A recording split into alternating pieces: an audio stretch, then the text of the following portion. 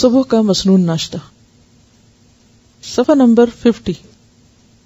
دیکھیے ایک طریقہ میں آپ کو بتاؤں زندگی گزارنے کا۔ اب میں بھی تو آپ کے ساتھ ہی ہوتی ہوں نا، اور اگر میں بھی آپ کی طرح اپنا سفر ڈھونڈنے میں اتنا وقت لگا دوں تو کتنے سینکڑوں لوگوں کا وقت ضائع ہوگا۔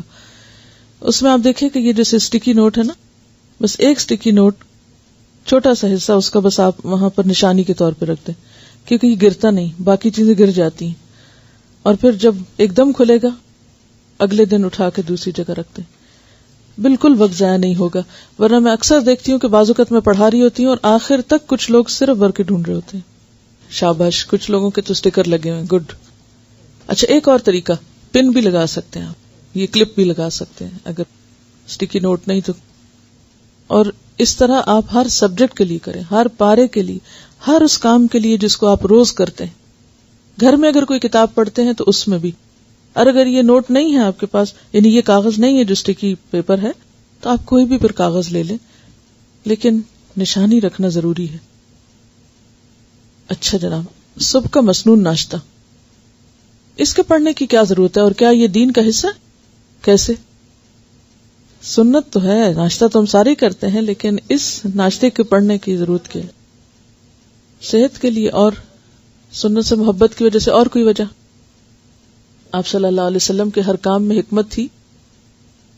ان کنتم تحبون اللہ فاتبعونی۔ دیکھیے یہ سب باتیں بالکل درست ہیں، آپ میں سے سب نے درست فرمایا۔ بات یہ ہے کہ جب کورس شروع کرایا گیا تھا تو آپ کو اس کورس کے کرنے یا اس دین کے پڑھنے کا فائدہ یا مقاصد بتائے گئے تھے، اور وہ مقاصد کیا تھے؟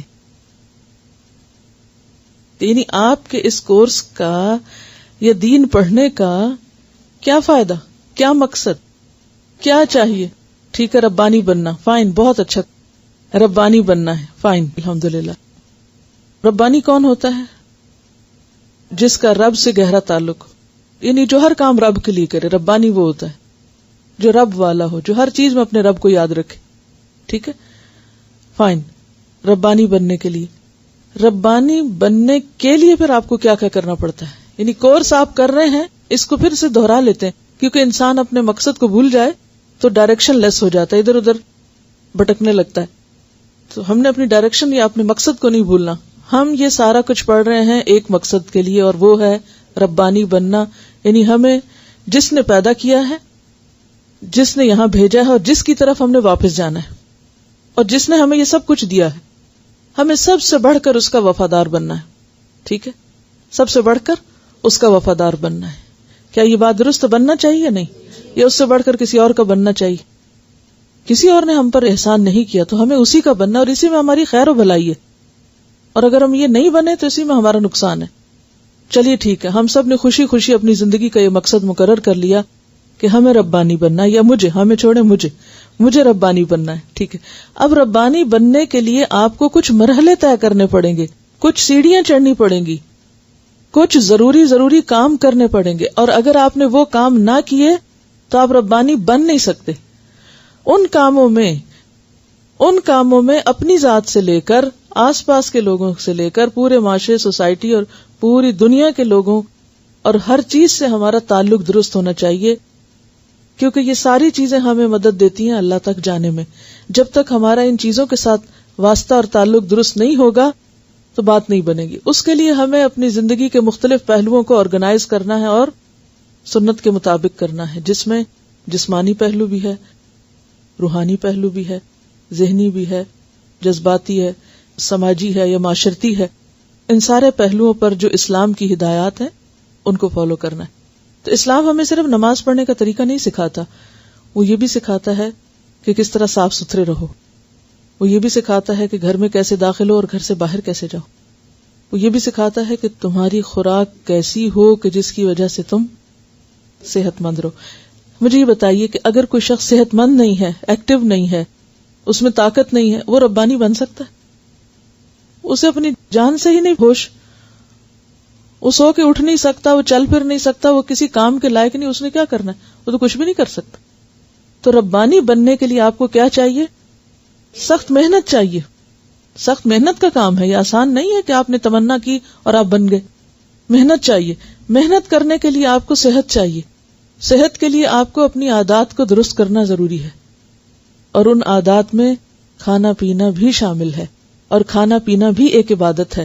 اسی لیے سورۃ البقرہ میں لیس البر کی جہاں بات آئی تھی اور امت وسط کی جو ذمہ داریوں کی بات آئی تھی، تو پہلا حکم کیا ملا تھا؟ کھاؤ حلال اور طیب، حلال اور طیب کھاؤ، جنک فوڈ نہ کھاؤ، غیر طیب نہ کھاؤ، کیونکہ وہ لازماً صحت پر اثر انداز ہوگی، طرح طرح کی بیماریاں پیدا ہوں گی۔ اگر وقتی طور پر کچھ نہیں بھی ہو رہا نا، تو الٹیمیٹلی ایسی ایسی بیماریاں پیدا ہوں گی کہ جس میں پھر تم عبادت کے قابل نہیں رہو گے، تم خدمت خلق کے قابل نہیں رہو گے، تم پڑھنے لکھنے کے قابل نہیں رہو گے۔ تو ربانی بننے کے لیے علم ضروری ہے نا، تو اس کے لیے ضروری ہے کہ کچھ ایسی غذائیں چاہے پسند ہو یا نہ ہو، کسی نہ کسی شکل میں جو طبیعت کو جتنی بھی موافق آتی ہوں، کچھ نہ کچھ اس میں سے ضرور لیا جائے، کیونکہ نبی صلی اللہ علیہ وسلم کو جو کچھ یہ سکھایا گیا یہ وحی الہی پر مبنی ہے۔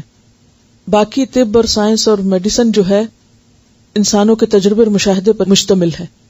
وہ تجربہ اور مشاہدہ صحیح بھی ہوتا ہے، اور بعض اوقات آپ نے دیکھا ہوگا کہ ہر تھوڑے عرصے کے بعد تبدیل کر دیتے ہیں، ٹھیک، لیکن جو چیز وحی الہی سے ثابت ہے، نازل ہے، وہ جھوٹی نہیں ہو سکتی۔ جیسے ایک شخص آیا، اس کے پیٹ میں تکلیف تھی، آپ نے کہا شہد پیو، اس کی تکلیف بڑھ گئی، آپ نے کہا کہ اللہ کی بات جھوٹی نہیں ہو سکتی، تمہارا پیٹ جھوٹا ہو سکتا ہے، اللہ کی بات جھوٹی نہیں ہو سکتی، تم اسے پیتے رہو۔ اور ہوا یہ کہ اسی سے پہلے زیادہ خراب ہوئی، بیماری بڑھی، ساری جسم کی صفائی ہوئی، اور پھر اسی سے صحت بھی ہو گئی۔ تو ان چیزوں میں لازماً ایک حکمت ہے، اور اگر ہم انہیں صرف ٹیسٹ کے لیے یا صرف غذائیت کے لیے بھی کھاتے ہیں تو بھی ٹھیک ہے، لیکن اگر سنت سمجھ کر اور اپنے مقصد کی تکمیل کے لیے ایک ٹول سمجھ کر استعمال کریں گے تو اس میں اجر بھی ہے۔ تو بھائی کہ ایک کام صرف ہم ٹیسٹ کے لیے کریں یا وقتی فائدے کے لیے کریں، کیوں نہ ہم اس کو بڑے فائدے کے لیے کریں، اور وہ بڑا فائدہ کیا ہے؟ اجر، آخرت کا فائدہ۔ کر ہم دنیا کا کام رہے ہیں، کھا پی رہے ہیں اور ساتھ ثواب بھی کما رہے ہیں، تو یہی عقل مندی ہے نا، یہی حکمت ہے۔ ترمذی کی روایت میں ہے، آپ صلی اللہ علیہ وسلم صبح پانی میں شہد ملا کر پیا کرتے تھے، یہ پیٹ کی تمام بیماریوں کا بہترین علاج ہے۔ اگر روزانہ 1 کپ نیم گرم پانی میں 1 بڑا چمچہ خالص شہد ملا کر نہار منہ پیا جائے، اس سے وزن اور پیٹ بھی کم ہوتا ہے۔ نمبر 2، نبیذ تمر بھی آپ پیتے تھے۔ نبیذ تمر، تمر کہتے ہیں کھجور کو۔ نبیذ تمر 7 چھہارے یا کھجوریں رات کو 1 گلاس پانی میں کسی مٹی کے برتن میں ڈال کر رکھ دیں اور صبح پانی پی لیں، اور چاہیں تو کھجوریں یا چھہارے بھی کھا لیں۔ یہ مکمل ناشتہ بھی ہے اور صحت کا راز بھی ہے۔ اب اس میں آپ دیکھیے کہ خالی پانی پی لیں تو بھی ٹھیک ہے، بعض لوگوں کو بہت کھجور کھانا جو ہے، اور خاص طور پر موسم کا اگر فرق ہو، کیونکہ ہر موسم میں ہر چیز اس مقدار میں بعض اوقات فائدہ نہیں دیتی، تو اس میں صرف اگر پانی پی لیا جائے تو وہ انرجی آ جائے گی، اور باقی جو اس کے اندر چیزیں ہیں وہ پوری کی پوری نہیں بھی باڈی میں آئیں گی تو بھی اس کا فائدہ ہو جائے گا۔ طب کا یہ اصول ہے کہ جو ٹھنڈے علاقے ہیں، یعنی ٹھنڈے علاقے ہیں، وہاں لوگوں کے معدے جو ہیں وہ گرم ہوتے ہیں، اور گرم علاقوں میں معدے کے اندر ٹھنڈک ہوتی ہے، لہذا گرم علاقوں میں گرم چیز کھانا فائدہ مند ہوتا ہے، جبکہ سرد علاقوں میں سرد چیز کھانا فائدہ مند ہے۔ اس میں آپ دیکھیے کہ اب سعودی عرب ہے، کتنا گرم علاقہ ہے، کھجور پیدا ہی کہاں ہوتی ہے؟ گرم علاقوں۔ آم کب پیدا ہوتے ہیں؟ گرمیوں میں۔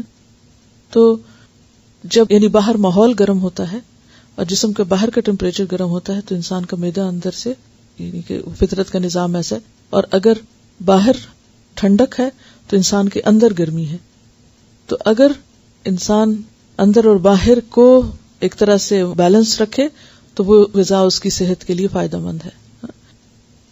بہرحال پھر آپ دیکھیے کہ طب نبوی تو پورا ایک باب ہے، بے شمار احادیث ہیں اس میں، اور بے شمار چیزوں کے بارے میں آتا ہے، اور اس میں بعض اوقات کچھ چیزوں کے کمبینیشن بھی بتائے گئے ہیں کہ ایک چیز اگر ٹھنڈی تاثیر رکھتی ہے تو اس کے کمبینیشن میں اس کو دوسری کچھ گرم بھی ساتھ شامل ہو جائے۔ اسی طرح شہد اگر خالی لیا جائے یعنی چاٹا جائے تو اس کی تاثیر اور ہے، اور پانی میں ڈال کے لیا جائے تو اس کی تاثیر اور ہے۔ ایک حدیث سے پتہ چلتا ہے کہ اگر کوئی شخص ہر ماہ صرف 3 دن نہار منہ شہد چاٹ لیتا ہے، یعنی پانی میں ڈال کے نہیں پینا، ڈائریکٹ منہ میں ڈال لینا، چمچ سے ڈال لیں یا ویسے کسی چیز سے پی لیں یا ویسے، تو وہ ہر طرح کی بیماریوں سے بچا رہتا ہے، کہ شہد کے اندر ایسی چیزیں اللہ تعالیٰ نے ڈالی کہ وہ اندر جا کے سارے جرمز کو ایک طرح سے کل کرتے ہیں. لیکن پورا مہینہ یا ہر روز پینے کو نہیں کہا گیا، یا ہر روز کھانے کو نہیں کہا گیا، کیونکہ کوئی بھی فائدہ مند چیز جب اپنی حد سے بڑھتی ہے تو وہ بھی نقصان دہ ہو جاتی ہے. کھجور کا کھانا باعث صحت اور تقویت ہے. آپ نے فرمایا جو آدمی صبح 7 اجوا کھجوریں کھائے وہ اس دن زہر اور جادو کے نقصان سے محفوظ رہتا ہے. زہر کا نقصان تو سمجھ میں آتا ہے، جادو کا کیوں؟ جادو آپ دیکھیے کہ اگرچہ انسان کی روح پر اثر انداز ہوتا ہے، یعنی کلام کے طور پر انسان کے اندر زیادہ اثر انداز ہوتا ہے، دل پہ اثر انداز ہوتا ہے، تو اگر انسان کا جسم مضبوط ہے، یہ جسمانی قوت ہے انسان کے اندر، تو ایسی صورت میں شر کی قوتیں جو روحانی قوتیں ہیں یا جو روح پہ اثر انداز ہو سکتی ہیں وہ بھی کم اثر انداز ہوتی ہیں. روح اور جسم الگ الگ چیزیں نہیں ہیں، وہ ایک دوسرے کے اندر گندھی ہوئی ہیں، نام الگ ہیں، کام الگ ہیں، مگر وہ ایک دوسرے کے اندر بالکل اس طرح مکس ہیں جیسے آٹا گوندتے وقت آپ فلار میں پانی ڈال کے اس کو گوندھ دیتے. اب اس میں پانی بھی اور گندھا ہوا آٹا کیا ہوتا ہے؟ پانی ہوتا ہے نا اس میں، لیکن اگر آپ پانی کو الگ کرنا چاہیں اس میں سے نہیں کر سکتے کیونکہ وہ اس کے اندر وہ ہے. اسی طرح روح جو ہے نا ہمارے جسم کے اندر گندھی ہوئی ہے. یہی وجہ ہے کہ موت کی سختی بڑی شدید سختی ہوگی، یہ بہت شدت کی تکلیف ہے، کیونکہ بال میں سے اور ایک ایک حصے میں سے وہ روح جو ہے وہ نکلتی ہے. جیسے بال کھچے تو ایک ایک جگہ دکھتی ہے نا، تو اسی طرح وہ جسم کے اندر گندھی ہوئی ہے. تو جب وہ جسم سے الگ ہوتی ہے تو 2 طرح کے صدمے ہوتے ہیں، ایک تو وہ جدائی کا اور دوسرا اس پین اور تکلیف کا.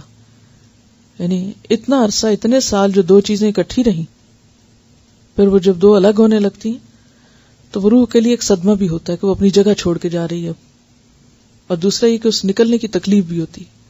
تو اسی لیے جو نزع کا عالم ہے بڑا سخت وقت ہوتا ہے، اور اس کے لیے دعا بھی آپ صلی اللہ علیہ وسلم نے سکھائی ہے، اللہم اعنی علی غمرات الموت و سکرات الموت. یا اللہ مجھے موت کی سختیوں اور موت کی جو ہوشیاں ہیں، ڈبکیاں ہیں، ان سے محفوظ رکھنا، یعنی میرے لیے وہ مرحلہ آسان کر دینا. چلیے